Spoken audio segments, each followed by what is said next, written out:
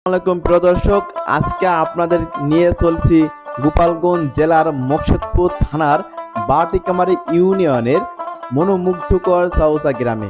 সেখানকার প্রাকৃতিক অপূর্ব দৃশ্য ভরা গ্রামটি আজকে আপনাদেরকে ঘুরে ঘুরে দেখাবো এবং বড় পাথর যেন সবুজে ভরা এক অনন্য রাজ্য। চলুন শুরু থেকে শেষ মাথা পর্যন্ত আজকে আমরা বড় চাউচা পাথরের দেখব। প্রিয় দর্শক মণ্ডলী, এখন আমরা রয়েছি চাউচা প্রথম অংশে, কিন্তু আমরা এখন রয়েছি। এখান থেকে আমরা সরাসরি হেঁটে হেঁটে প্রকৃতির দৃশ্য দেখতে দেখতে আমি এখন চলে যাব একদম চাউচা বড় পাথরের শেষ মাথা পর্যন্ত।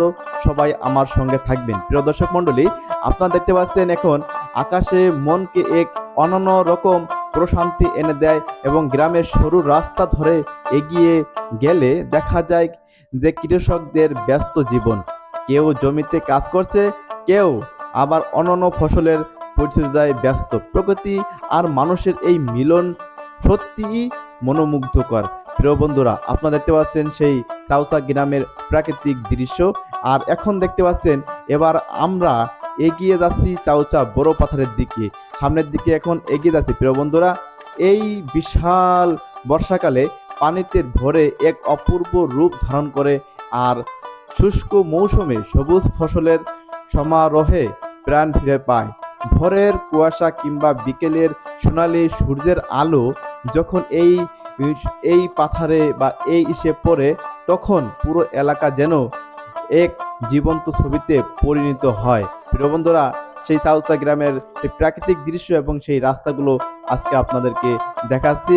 আর বাতাসের শব্দ যেন দূরের গাছের সারি এই পরিবেশকে আরো শান্ত ও আকর্ষণীয় করে তোলে। প্রিয় বন্ধুরা, প্রাকৃতিক প্রেমীদের জন্য এটি সত্যি একটি আদর্শ স্থান।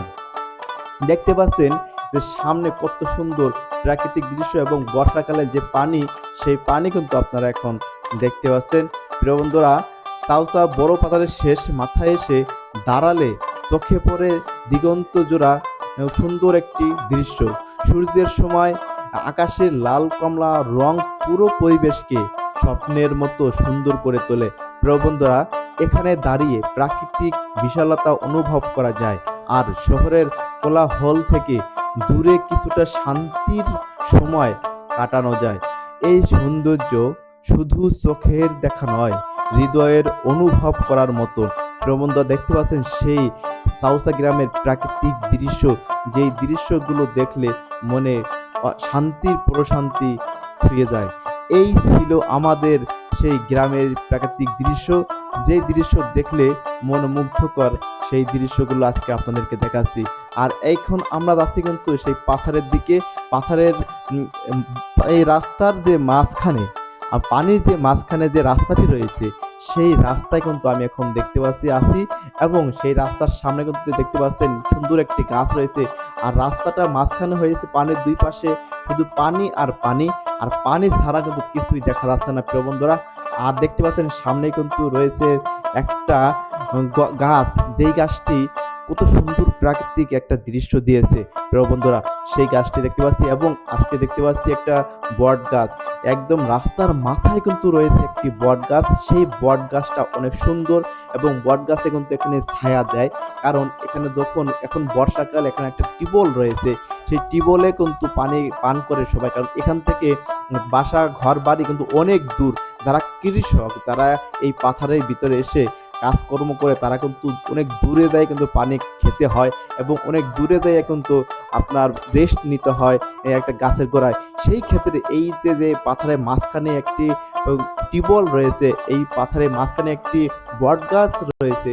সেই বট গাছের নিচে কিন্তু বসে একটু রেস্ট নেওয়া যায়, একটু মনে একটা শান্তি নেওয়া যায় এবং এখানে পানি পান করার ব্যবস্থা রয়েছে। প্রিয় বন্ধুরা, যারা এই চাউচা গ্রামে বসবাস করেন, তাদের একটা অনন্য একটা ভাগ্য, যে ভাগ্য ধারায় এখানে অনেক পরিবেশটা অনেক সুন্দর হয়েছে। এখন বর্ষার সময়, এই বর্ষার কালের দিনে কিন্তু দুই পাশেই কিন্তু পানি রয়েছে আর পানি থই থই করতেছে। কোনো দিক অনেক দূরে কিন্তু দেখা যাচ্ছে বসতি বাড়ি, আর সেই মাঝখানে একটি গাছ কিন্তু এখানে আল্লাহ তাআলার সৃষ্টি, সেই সৃষ্টি কিন্তু এখানে তৈরি হয়েছে। প্রিয় বন্ধুরা, চাউচা গ্রামের এই ছিল আজকের ভিডিও।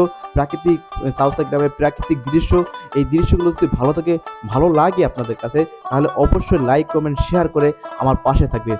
ধন্যবাদ সবাইকে ভিডিওটা দেখার জন্য।